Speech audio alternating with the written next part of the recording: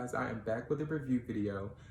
This is actually the first review video I have done in a while. And when I say a while, I mean years. I have not done a YouTube video period since like 2016. So this is the first one I've done in a long time. I'll put a link in the description box to a separate video talking about, just why I stopped doing YouTube videos, where I've been. I saw that you guys were still commenting on some of my videos, asking if I was okay, and I really do appreciate that. I'll also be talking about just why I look different now and just a lot of different things. But for right now, I'm gonna go ahead and hop into the review. Oh, baby, this highlight. Okay. The video today, we're going to be reviewing the Makeup Revolution Conceal and Define Full Coverage Foundation. I got this at my local Ulta store. There we go. I got this at my local Ulta store, and I wear this in the color F17. F17 is on the website. By the website description, it says that it is for darker skin tones with neutral undertone. This foundation comes in 50 shades, so there is a color for everyone. And that's something else that I was really happy about, because sometimes with foundations, it's like they might come in like 12 colors, 16 colors. But this one, it comes in 50 shades, like I said. So they have from the fairest of the fair to the deepest of the deep. There are 2 colors darker than this one. No, I want to say it's 3 colors darker than this one. I think it's F17.5, 17.7, and F18. I tried this because this comes in 2 separate formulas. It comes in the Conceal and Define formula, which is more so going to be a matte finish. So if you're someone who's oily and you like a matte finish, you probably want to go with this one. And they also have it in the Define and Hydrate. I want to say that's what it's called. No, it's Conceal and Hydrate. That's what it is. And that one is more so for somebody who has a drier skin type. It's going to be a dewier finish.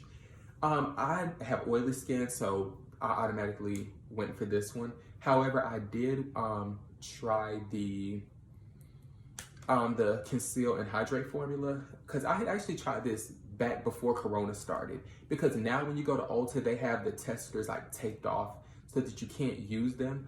But luckily I had tried this before. Like I had went to a different Ulta and I had just like swatched it on myself. I swatched this formula, which is the one for oily skin, and I also swatched the Conceal and Hydrate formula. The Conceal and Hydrate formula is very liquidy.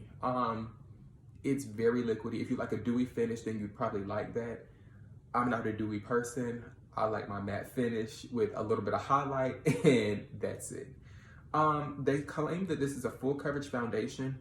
Now, I will say that this is full coverage. And what I like about this, it is full coverage and it doesn't feel heavy. Some full coverage foundations can tend to be a little bit heavy. Like say, for example, the Kat Von D Tattoo Lock-It Foundation. Excellent coverage, but it's a very thick formula. Becca Ultimate coverage, once again, very good coverage, great foundation, but once again, it's a little bit more of a thicker foundation. This foundation I like because it's not really heavy, and it does cover. Now, this foundation does not have a pump.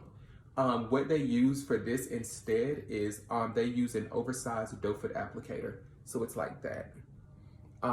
So normally, like how when you buy a concealer, how it comes with a doe foot applicator, this is like that. It's just a jumbo doe foot applicator.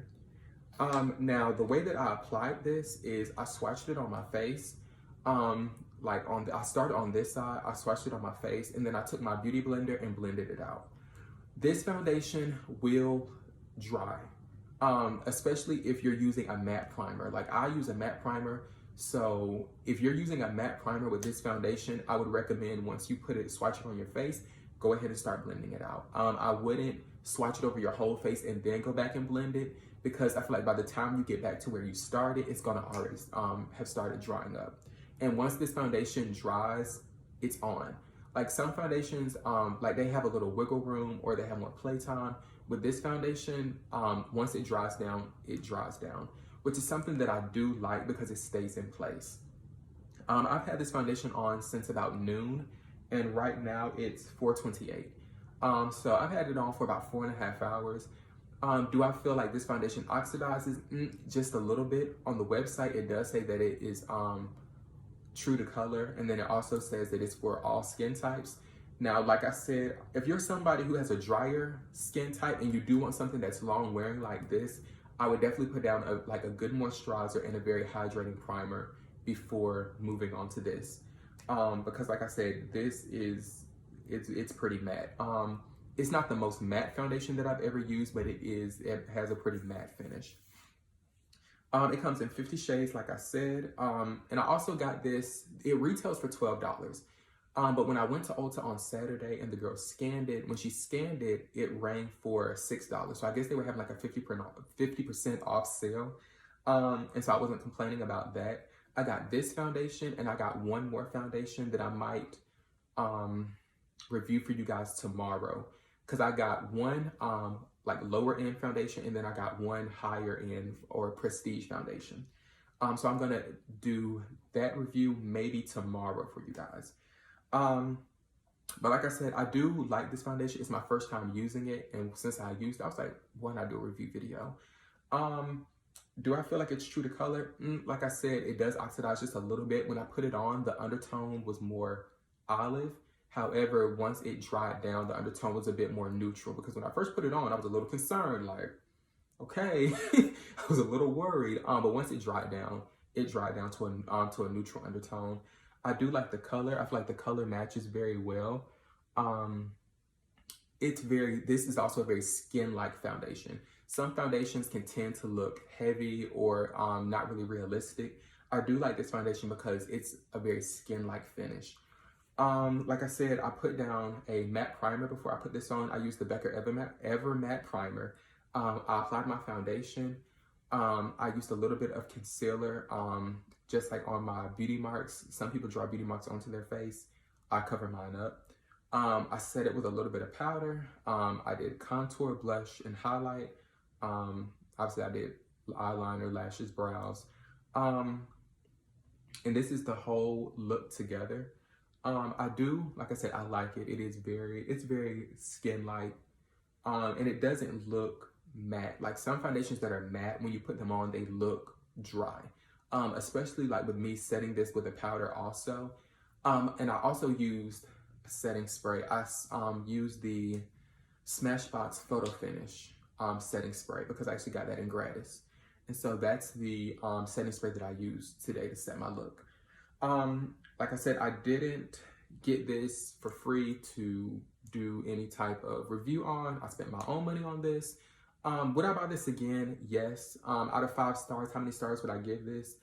I'd give it 4.5, just because it does dry down kind of quick. But like I said, you swatch it on, start blending.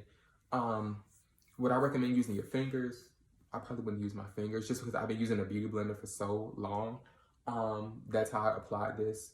So yeah, like I said, go ahead and, there we go. I would definitely recommend getting this. Like I said, if you have a drier skin type, I would get the Conceal and Hydrate.